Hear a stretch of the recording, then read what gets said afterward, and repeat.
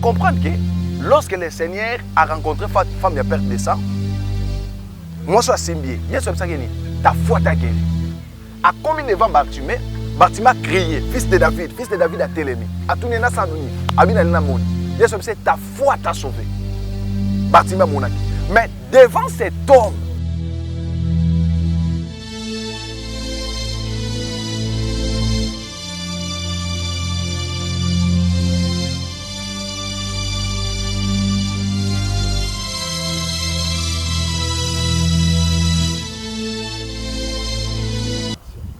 bien-aimés dans le Seigneur et frères et sœurs en Christ, que la paix et la grâce vous soient données de la part de Dieu notre Père et du Seigneur Jésus-Christ, notre Sauveur. Oui, c'est moi, votre serviteur, le pasteur Espoir Juvenal Massili. Nzambe a pambola bino nyonso bisika bozwami pona kolanda biso na tango oyo tolingi to partager liloba na Nzambe na mokolo ya lelo. Gloire à Jésus-Christ. Seigneur, merci, nous voulons t'écouter, que ton esprit règne au milieu de nous. La Bible déclare que ton peuple sera enseigné par toi. Touche le cœur de ton peuple au travers de cet enseignement, au nom de Jésus-Christ de Nazareth. Amen. Oui, Nzambe a pambola mamingi, nalingi to partager et logo mo ezali très important na moment o na yo mutoso landangai. Parce que na période oyo ezali très important koyeba eloko nini o mo Kristo esengeli ayeba na kosala na tango tozo traverser mokili ezali nini frappé na pandémie o to bengi nini COVID-19. Tomoni ba église ya ebele ezali ko kangama ba rassemblement ezate mais lokola ba na Nzambe nini oyo mwana Nzambe esengeli ayeba na kosala na tango oyo. Toujours parler na thème auto bengi église de maison, lieu de refuge à cas de persécution. Église de maison, lieu de refuge à cas de persécution. Signalons que dans le livre de Daniel, chapitre 6, verset 10, na version Louis II, et puis 11, na verset Semer, Bible le Bible, quand Daniel apprit que ces décrets avaient été signés, il entra dans sa maison. Les fenêtres de sa chambre haute étant ouvertes en direction de Jérusalem, 3 fois par jour, il se mettait en genoux pour prier et louer son Dieu. Il continua à le faire comme auparavant. Que la gloire soit rendue à Dieu. Nous parlons sur l'église des maisons, lieu de refuge à cas de persécution. La Bible déclare que ce qui a été, c'est ce qui sera. Et ce qui se fait, c'est ce qui se fera. Il n'y a rien de nouveau sous le soleil. Donc, c'est-à-dire que l'étape où tu as traversé, le temps où tu as traversé, tu as libosote, tu lekisi, bilekwa lolenge ya boye, ya makambo pasi, ou kosala ke batu ba sangana te. Tomoni awa na mukanda Daniel comment décret et cinéma qui pendant mikolo 30 jours si je suis d'accord avec mon esprit que batu bakwa ko se réunir te, batu bakwa ko bondela nzambe te, batu bakwa ko tanga komba nzambe te. Mais lokola Daniel azaki mokristo moyambi na nzambe, mutoyo ayeba ko banga nzambe. Et tant qu'un véritable chrétien, mon frère, ma sœur, un chrétien véritable a qui jamais passer toute la journée, toute une semaine, pendant 30 jours, sans avoir qu'on se rencontré dans Nzambe. Parce que Dieu lui-même, il était fidèle. La Bible dit que chaque soir et chaque jour, l'Éternel abandonne pour visiter Moutoua qui est depuis le jardin. Et tant qu'un croyant, et tant qu'un chrétien, l'habitude là, il y a qu'on fréquenter Nzambe chaque jour. Et ça qui mode de vie, topé zali mode de vie, il y a mutu nyonso o asalini aiza na Nzambe na katkat nanini na motema nae. Et à tout monde maintenant, lorsque à cette époque-là, décret signamaki, tu habité ninengo et les kaki na étape wana pour bassiner écran d'engwana, mais les gens bakoka ko sangana sauté. Qu'est-ce que Daniel avait fait? La Bible déclare, il entra dans sa maison. À kotaki na katkat na ndaku naye et puis abanda ko prier 3 fois par jour. Il y a présence, il y a Nzambe. Et c'est par là que tu es tiré que l'église de maison, lieu de refuge à cas de persécution. La Bible nous enseigne que tout tous ceux qui veillent vivre pieusement en Jésus-Christ seront persécutés. 2 Timothée chapitre 3 verset 12. Ba oyo nyonso balingi ba vivre na kimia na Yesu Masia, ba koyeba na kozala persécuté. Mais lorsque la persécution est koyeba na ko se manifester, étant que chrétien, elo nini pour Christ ko sala. Tomoni ke makambu oyo tozotanga, touti kotanga awa, en parcourant les Saintes Écritures, on se rend compte de cette évidence. Dans le livre des Actes des Apôtres, chapitre 4, versets 1 à 3, Pierre et Jean arrêtés plusieurs fois. Dans le livre des Actes, toujours, chapitre 7, 54 à 57, on a lapidé Étienne. Toujours, Actes, chapitre 12, verset 2, Jacques tué par les paix. C'est-à-dire que, ba oyo nyonso, balingi ba vivre na kimia, na nzambe, makomi na nzambe, ezali kolobake, bakoyeba na kozala nini, persécuté, tourmenté, c'est-à-dire qu'il y aura des interdictions, et pour ceux qui veulent vivre pieusement avec le Christ.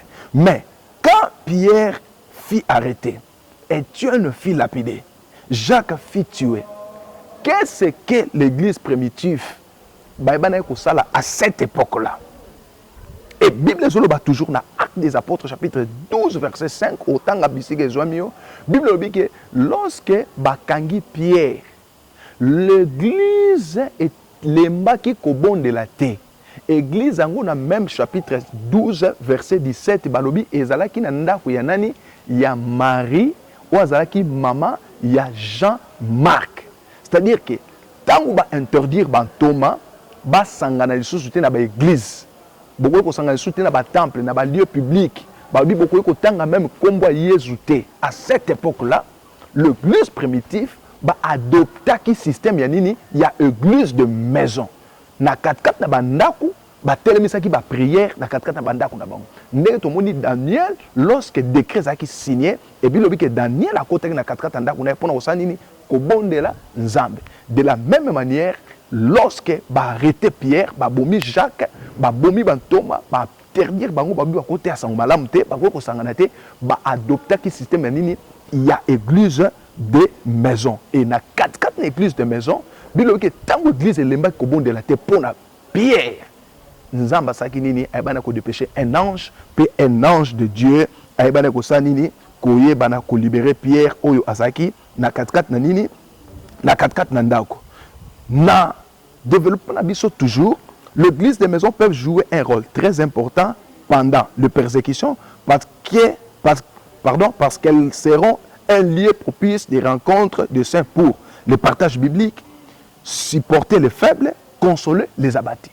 Donc, c'est-à-dire que l'église de maison, la période où tu traverses, est très important. Et quoi que jouer un rôle très important pour la nini, ezali, na esika wana, batu bako ko partager makambo ezali, na 4-4 na Biblia, ko supporter batu bazali na mikakatano, et puis ko consoler batu oyo, bazali na mois passe. Jésus-Christ et son église adopta un travail spirituel différent des religieux pour retrouver la famille humaine.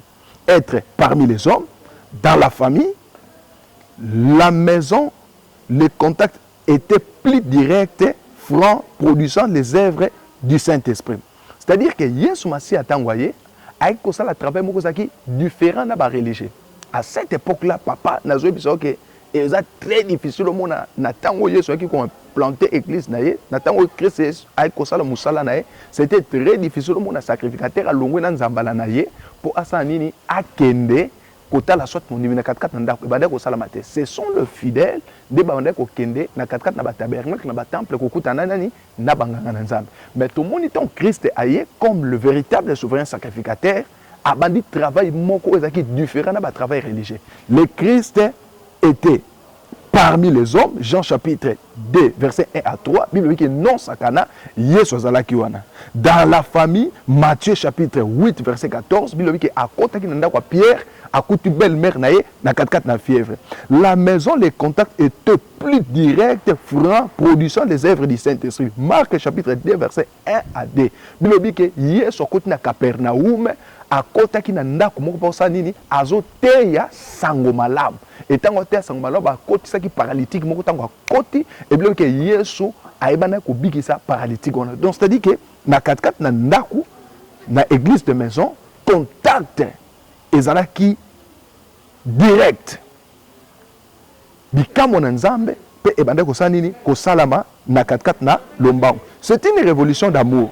Le monde du temps apostolique n'était pas différent de notre époque, devenu aussi cupide, idolâtre, matérialiste et religieux. Alors, pour un récit parfait de la maison, l'évangélisation, d'affermissement et d'édification, il faut nécessaire retourner à la méthode du Seigneur et de l'église primitive. Au moins, il a tant de traverser. C'est très difficile. Tous en a 4 ensemble. C'est très difficile. Tokoki, Kokuta na peut-être 10, 4, 30, 50 personnes. Mais le Seigneur tout ça, le Seigneur tout adopté système il y a l'église primitive. Tout le monde lorsqu'on a arrêté Pierre, batba sangana ki nani na 4 na ndaku pe bosa nini ko bondela. Le la période où tous traversé. C'est vrai que c'est très difficile.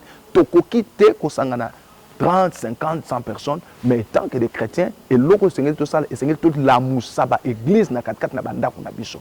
Ko vandate, bilobiki là où 2 ou 3 sont réunis, notre Dieu est au milieu d'eux. Donc c'est-à-dire que na 4 na famille, vos amis balemi sato. Oui, beaucoup de l'église, ko bon de l'anzambe et 4 na église de maison toti ko doba que contact ezaka direct. Donc c'est-à-dire que ceux qui bosangani mi balé, le Seigneur déjà dit que là où 2 ou 3 sont réunis, je suis au milieu d'eux. Donc c'est-à-dire que tant que vous avez déjà mis balé, le Christ est au milieu de vous. Le contact est franc, le contact est direct avec le Christ.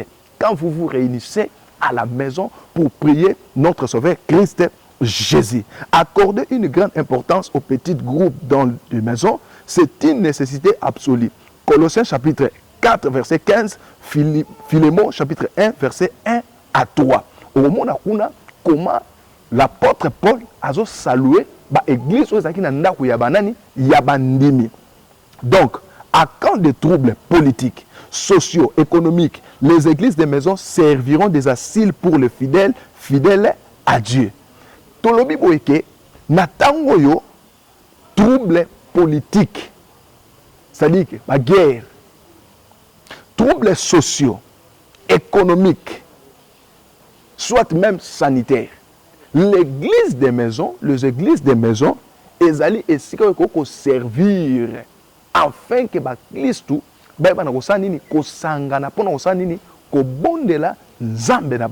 ma sœur, mon frère, yo ozolandanga. Et ça, na période où il y a détresse, ozo sala ki batu bako ko sangande, ba misusu kino lelo nanu ata bazu likanizité ya kovanda ko sala partage. C'est-à-dire que bazo zela kino tango confinement soit ko sela, soit ba bana ko réouvert ko bandela ko fongola, en fait basani ba ke ko poussa un peu mais nzambe. Non mon frère, ma sœur. Non, au temps de nos ancêtres, au temps de nos patriarches, ezaki lolenge onate. Daniel akokaki jamais ko vanda pendant 30 jours sans que Apoussa n'a pas bien été. Il a créé une méthode. Et c'est cette méthode-là qui permettra qu'il y ait une rencontre permanente, une rencontre directe dans Zambéné. De la même manière, mon frère, ma soeur, na 4-4 nanda kunayo, okoko la moussa, église, na 4-4 na famille nabino, beaucoup côté misa église. Awa Paul, na mikande toti kotanga, azo saluer. Ba église oyo ezaki na bandaku ya ba fidèle ba église wana etongamaki to pe etiamaki à cause ya bitumba ya ba persécution oyo ebana ko sani ko salama ndenge biso pe to traverser na crise sanitaire to ko se réunir te mais au travers les églises des maisons to ko kitisa nzambe pe bikamo na nzambe sani et salama to mona kat na Capernaum ne to tiko tala na Matthieu chapitre Marc chapitre 2 comment Jésus Christ na 4-4 na ndaku ayebanaki dozo monake Jésus-Christ azaki soka zo te na temple na jide balandie na mabanga azala 4-4 na batute sango malamu nezaki ko déranger et le Seigneur lui-même avait adopté ce style là et c'est pour cela monake Capernaum ezaki lokola capitale ya évangile ya Christ en tout moment on a ko châtier de gauche vers les droites abanda ko se réfugier toujours na Capernaum et tout le temps azaki na Capernaum mais na Capernaum abalo banabiso akiko te na 4-4 na ndako. Ma sœur, mon frère, n'attendez non seulement que les églises aient fungwama pour oyebana ko luka nzambe. N'attendez non seulement que ba fungola ba porte à église pour bana ko kota na profondeur luka nzambe. C'est le moment. Daniel, lorsque le décret était signé, à kota ki na ndako na ye pe a luka ki nzambe. Parce que na 4-4 na église de maison, contact avec Dieu ezaka direct. On a pour ça pasteur imposé au mabo côté parce que là où 2 ou 3 sont réunis, il est au milieu d'eux, il est permanent.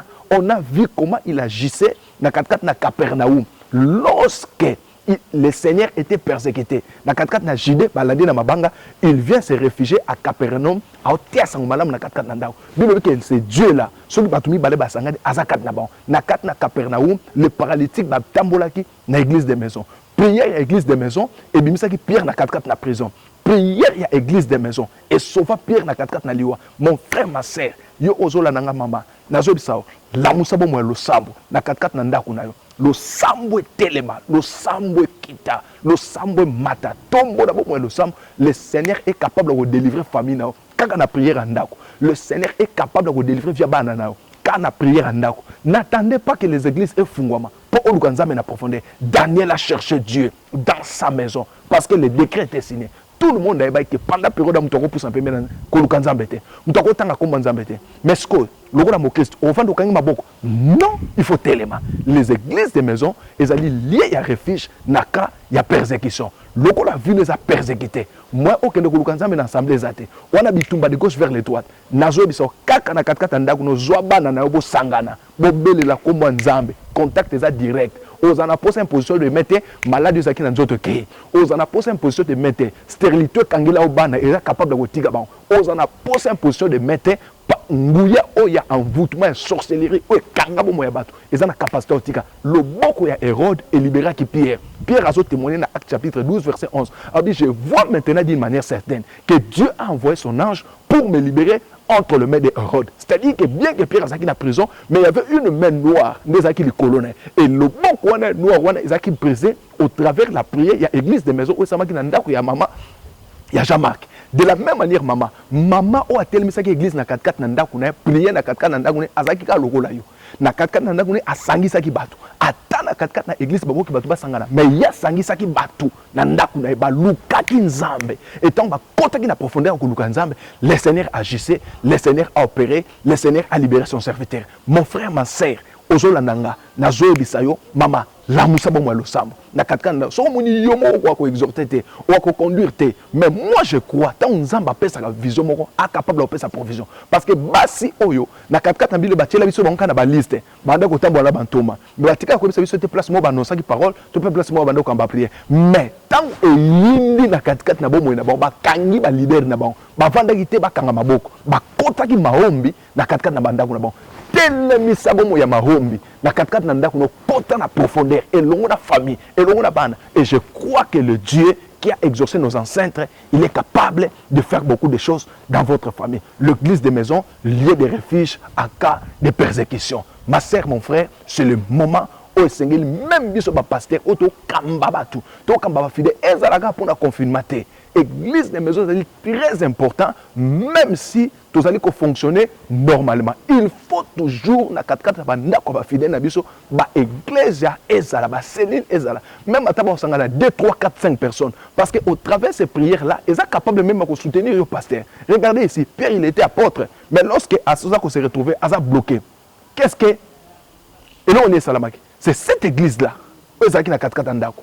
Donc c'est-à-dire que ils allaient avantage même et pas na yo moko leader na 4 banda ko ba fidèle na yo bateau yozo kamba non seulement ils apprennent à soutenir la prière mais ça peut aussi contribuer à l'évangélisation parce que na 4 ndako ba vanda ceux qui bazan na témoignage malam le sambo ba sala ils ont impacté voisin à gauche puis à droite à Rosani à quoi s'associer na ba et tant bazan associer église za Rosani ezali ko fungoma totel misabo moya le sambo na 4 na bandako ya bandimi na biso pe batu nyonso bazali ko espérer que Yesu Masiya sali kolo pe mobikisi na bango. Le Seigneur lui-même avait adopté ce système. Abandé ko kende na Capernaum na 4 na ndako zo bikisa ba ben aokangola bakangami. Beaucoup de pasteurs na moment confinement o basundo même ba brebis. Donc c'est-à-dire que ba tiki ba vivre quand ndema tozela kaka musale fungo. Non papa, non maman, tellement que même na 4 le Christ lui-même lorsqu'il était persécuté en Judée, aye na Capernaum na 4 ndako. Ata ba mabima banga na temple. Ayaki na Capernaum na 4 na ndako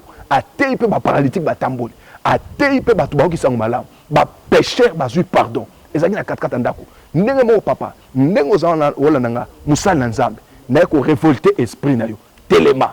Kota na bandako ba pate. kosundola bango ndenge wana te luka bango kende na katika na bandako installer ba cellule de maison bondela na bango gêner na bango prier na bango le Seigneur fera au-delà peut-être ya makambo ça na katika na temple là les pécheurs bako recevoir pardon parce que na katika bandako toza il y a beaucoup de gens au nord bakut na profondeur oluka nzambe te mais message ko komema na katika na ba famille na katika na bandako le Seigneur est capable de pardonner le pécheur il est capable de délivrer le coupable il est capable de guérir et d'opérer d'autant de miracles parce que dans 4 églises de maison tu dis contact ezaka direct au moins que Christ est en télémi contact ezaki direct ba quitter les paralytiques liboso ma colonel et donc on ça les acquitter il fallait qu'un paralytique abika directement paralytique ayeba na ko nini ko recevoir guérison yo mutozo landanga na 4 nanda kuno oza édifier la parole oyo ozali ko landanga tika nzambe na miracle apambulo et message o mettre en pratique na biso ko témoigner makambo ebele o ba que non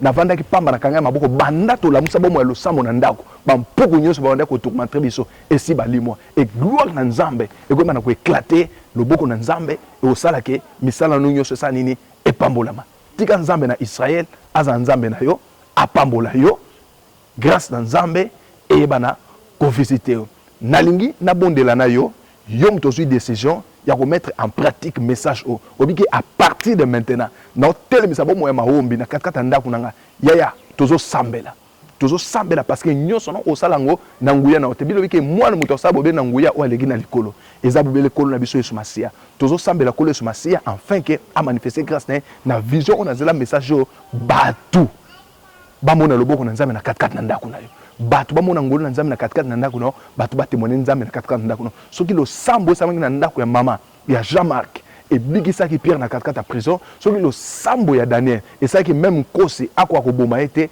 lo sambo ko sama katikati na ndako na batu babika batu bakangola ba batu bamona kemo na nzambe na osambela na kolo merci na grâce accordé biso ya ko passer liboso présence na yo na nzela sango malam o kolo sumasia pambola mamo alandi pambola papa alandi ba décision au bazu Seigneur ya ko telemisa bomo ya losambo na katika na banda ko na molimo na yo ezo contrôle et camper likolo na bango ba guérison et s'opérer ba délivrance et s'opérer miracle et s'opérer na prière na bango ndako ba nation za la sauver na prière na bango ndako ba serviteur na ba za la sauver na prière na bango ndako ba délivrance et s'opérer ba vivre gloire peu puissance en ça na combo na miracle na sumasia nzamba bongwanité amen.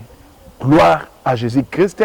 Oui, bien-aimé, c'est moi, le pasteur Espoir Juvenal Massili, soki au sepeli na message oyo, obi que non, nazana posa ya ko yoka yango encore à profondeur, na ko sala ndenge nini po na eba na ko installer makambo na oti ko yoka awa, ko sala nini ko contacter ngai na numéro oyo plus 243 82 041 54 40 wana ezali numéro na ngai soko bengi ngai okozwa ngai moko direct 24 heures sur 24 heures kembo pe lokumu ezonge pa nzambe na ngolo oyo asali nini asali ngai ya kokota na kati na ndako na yo na nzela ya bilili nzambe apambola yo ozana besoin soutien à prière ozana besoin conseil wana besoin directif wana besoin interprétation ya songe benga na plus 243 82 041 40 naobi plus 243 82 041 54 40 tope owe kokomelanga na adresse Facebook okomi espoir.élysée et tango koma espoir.élysée et obimiselo page na ngai bakomi pasteur Juvenal Espoir Massili wanande ezali compte nanga kolo apambola bino nyonso ba oyo bolandi biso na nzela ya chaîne oyo ko s'abonner ebele na Malula Oda TV ou ezali adresse oyo esengelo panza sango nango afin que kolo sumasia azala glorifié kolo apambola biso.